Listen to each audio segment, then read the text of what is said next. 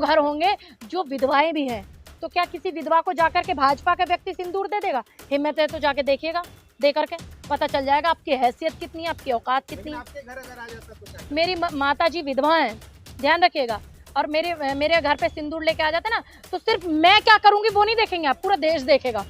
बात ही अच्छा, अब मतलब फ्लॉप हो गया तुम्हारा पूरा प्रोपगेंडा, तो अब बात ही ज्यादा जो जरूरत है वो महिला सुरक्षा की है। आज बेरोजगारी की है। ऑपरेशन सिंदूर को लेके जो आप वाहवाही देश में लूटना चाहते थे ना, घर घर सिंदूर बांट करके, घर घर रोजगार देने की बात है। क्योंकि आपको शर्म आनी चाहिए इस बात की कि अभी पहलगाम में 27 बेटियां जो है वो विधवा हुई हैं, ठीक है। आपको शर्म आनी चाहिए कि बेटियों की सुरक्षा पे कोई आपने कड़ा कानून नहीं बनाया। मैं बिहार पर यह बोलूंगी कि चुनावी सरगर्मी तो तुम सबको दिख रही है, मुझे इस बात की बेहद तकलीफ है भाई, बुरा मानिएगा, जो बुरा मानने वाली बात है लगाइएगा उसको बुरा, ठीक है, बिल्कुल लगाइएगा, मुझे कोई तकलीफ नहीं कि 9 साल की बेटी का मुजफ्फरपुर में बलात्कार हो गया, गला चीर करके, पेट चीर करके उसकी हत्या कर दी, उसको 5 दिन तक एम्स हॉस्पिटल में एडमिट नहीं कराया, 9 घंटे वो एम्बुलेंस में पड़ी रही कि बिस्तर नहीं है एम्स में। वो गर्मी, वो तकलीफ आप तक नहीं पहुंची क्या? बिहार चुनाव की बात आप कर रहे हैं, बिहार चुनाव में रैलियां करने वाले लोगों का मतलब ईमान जो है वो जीरो हो गया। क्यों हो गया? क्योंकि उन्होंने अपने आंगन में बेटियों को पैदा होते नहीं देखा, उन्होंने अपने आंगन में बेटियों को पलते हुए नहीं देखा, इसलिए उन्हें नहीं पता। क्योंकि गरीब की बेटी थी, दलित की बेटी थी, ठीक है, इसलिए उसकी कीमत उनको नहीं पता थी ना, इसलिए। बाकी चुनावी गर्मियां सबको दिख रही है। क्या किसी में हिम्मत है भाजपा के बड़े नेता में कि जाकर के उस बेटी की मां से मिले? क्या किसी में हिम्मत है कि नीतीश कुमार जी जाकर के मिले उस बेटी की मां से? है हिम्मत किसी के अंदर? नहीं है। क्यों नहीं है? क्यों ऐसा हो रहा है?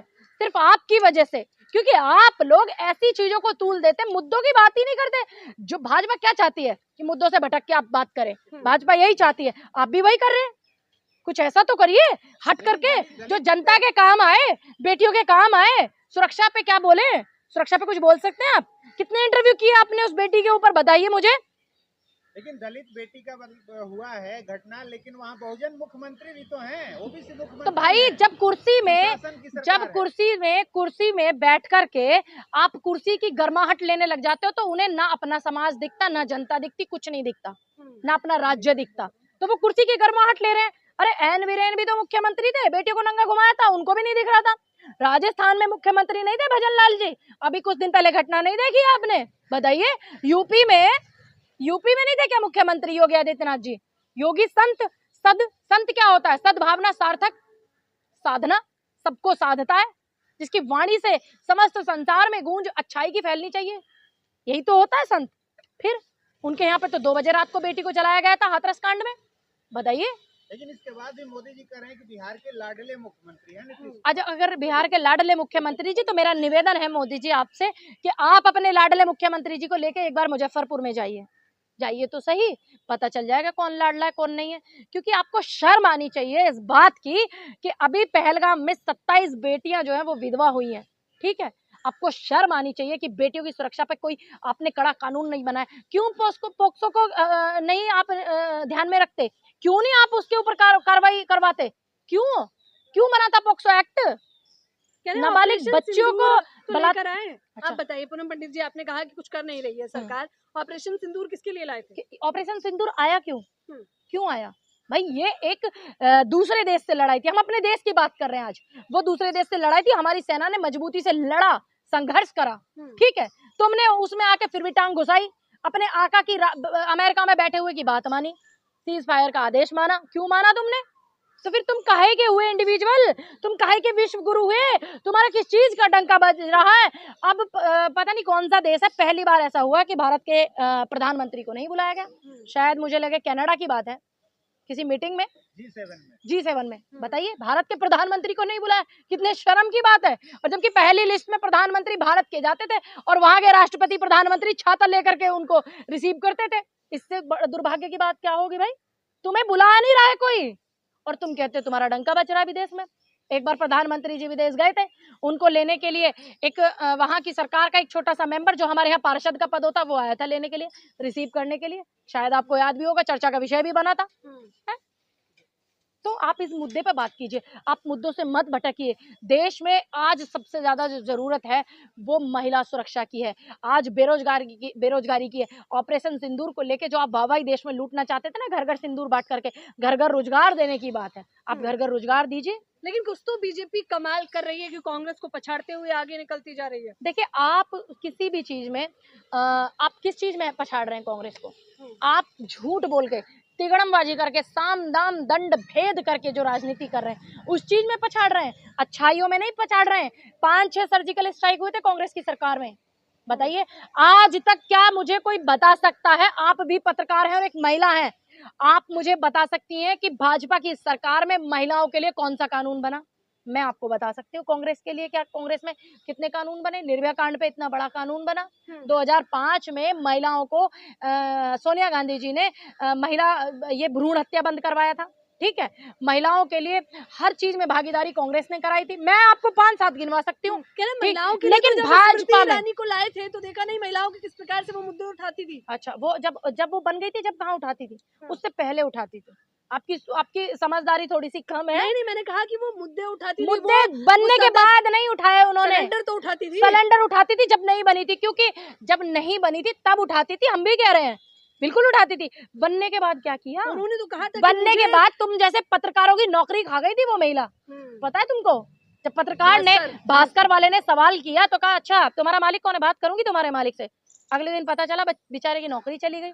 बताइए, तो ये महिला, मतलब महिला जिसको नारी शक्ति कहा जाता है, जिसको संसार की रचयिता कहा जाता है, संसार का सबसे खूबसूरत तोहफा ईश्वर द्वारा दिया जाता है, मतलब दूसरों को देने वाली शक्ति स्वरूपा जो होती है नारी, वो बेचारे लड़कों की नौकरी खा रही थी।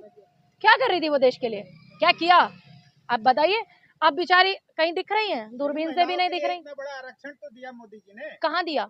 कहाँ दिया? तो नहीं, आपकी जानकारी गलत है। सिर्फ घोषणा हुई है, लागू नहीं हुआ। हम लोगों ने आंदोलन किया जंतर मंतर पर बैठ करके, हम लोगों ने 8 मार्च को आंदोलन किया। घोषणा हुई है, घोषणा करके फिर वोटों को ठगने का काम किया था 24 के चुनाव में, लेकिन लागू कहाँ हुआ है? बताइए, बिल्कुल करिए।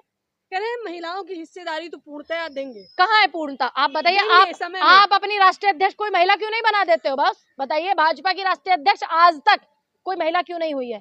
कह रहे हैं हमने तो राष्ट्रपति भी बना दी, बताइए आदिवासी से। अभी आपने राष्ट्रपति बनाई है, वो राष्ट्रपति आपने नहीं बनाई है। आप नहीं तय करेंगे इस चीज को कि आपने बनाई है। आपने अपने कलम से नहीं बनाया है, उसका बाकायदा वोट डला है तब वो बनी है। लेकिन राष्ट्रीय अध्यक्ष बनाना तो आपके हाथ में है, पूरे संगठन के हाथ में है, क्योंकि आपके यहाँ वोट का चलन नहीं है। वोट का चलन भी कांग्रेस में है, ठीक है। जब खड़गे जी अध्यक्ष बने हैं, एक दलित समाज से अध्यक्ष बने हैं खड़गे जी, पार्टी के लोगों ने वोट किया है, जिसमें मैंने भी वोट किया, मुझे बेहद गर्व है इस बात का। तो आप अपनी महिला अध्यक्ष बना दीजिए ना कोई मेल बॉडी की। खड़गे जी की बात करी, उस पर भी उन्होंने चर्चा की थी और कहा था कि खड़गे जी तो गिलास में पानी उठा के देते हैं, दलितों का इस प्रकार से अपमान किया जा रहा है। देखिए, इनकी आदत इतनी गंदी, इतनी घटिया सोच, इतनी घटिया है। ये सब जानते हैं कि खड़गे जी का कितना सम्मान राहुल जी करते हैं, पूरी पार्टी करती है। अगर सम्मान नहीं करते तो आज खड़गे जी का व्यवहार इतना अच्छा नहीं होता, या हमारे नेता का रुख इतना अच्छा नहीं होता, तो आज खड़गे जी थोड़ी ना अध्यक्ष होते। पार्टी को पूरी जिंदगी दी है खड़गे जी ने। उनके नेतृत्व में प्रियंका जी, राहुल जी, सोनिया जी, सब उनके नेतृत्व में काम कर रहे हैं, सब जानते हैं। अध्यक्ष नहीं आते तब तक राहुल गांधी जो है वहां पे बैठते तक भी नहीं है, स्पीच तक नहीं करते।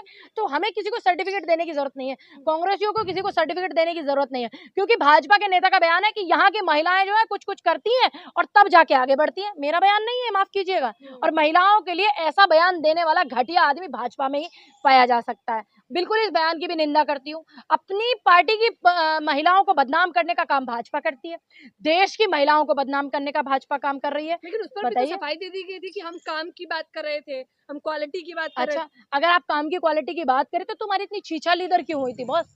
छीछा लीडर भी तो तुम्हारी इतनी हुई थी ना, उसको भी बताइए। तो कह रहे हैं कांग्रेस तो शुरू से ही दलित विरोधी रही है, अगर अब इनको आपत्ति है ओबीसी समाज का प्रधानमंत्री बन गया है। देखिए, अगर कांग्रेस दलित विरोधी होती, हमारे राष्ट्रीय अध्यक्ष कौन है? दलित।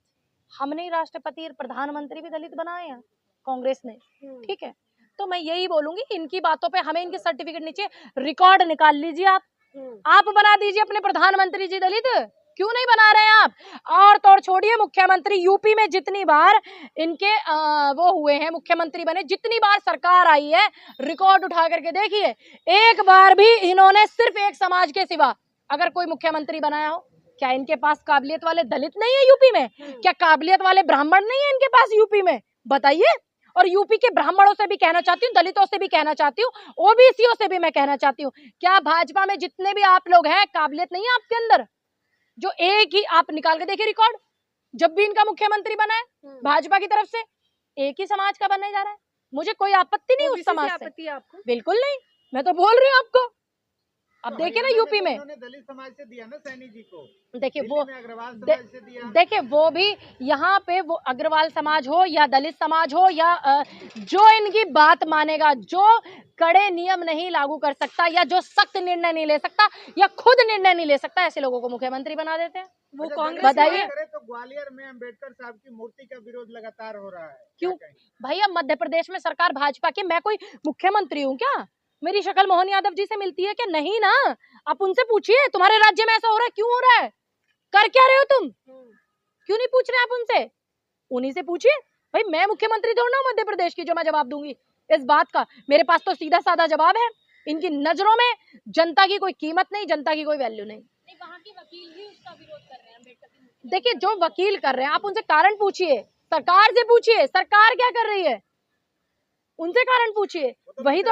अब एक बात बताइए, मैं यहाँ पे हूँ दिल्ली में, मैं कैसे बता सकती हूँ? नहीं, वो कह रहे राम की मूर्ति भी तो लग सकती है। बिल्कुल दोनों लगाइए, हमारी तरफ से दोनों लगाइए, दोनों खुश रहिए। संविधान नहीं लिखा था, मिश्रा जी तो ये कह रहे हैं बाबा साहब ने। देखिए doctor Bhimrao Ambedkar ji draft committee के अध्यक्ष थे, और आपकी जानकारी के लिए बता दूं डॉक्टर भीमराव अंबेडकर जी का बहुत योगदान रहा है।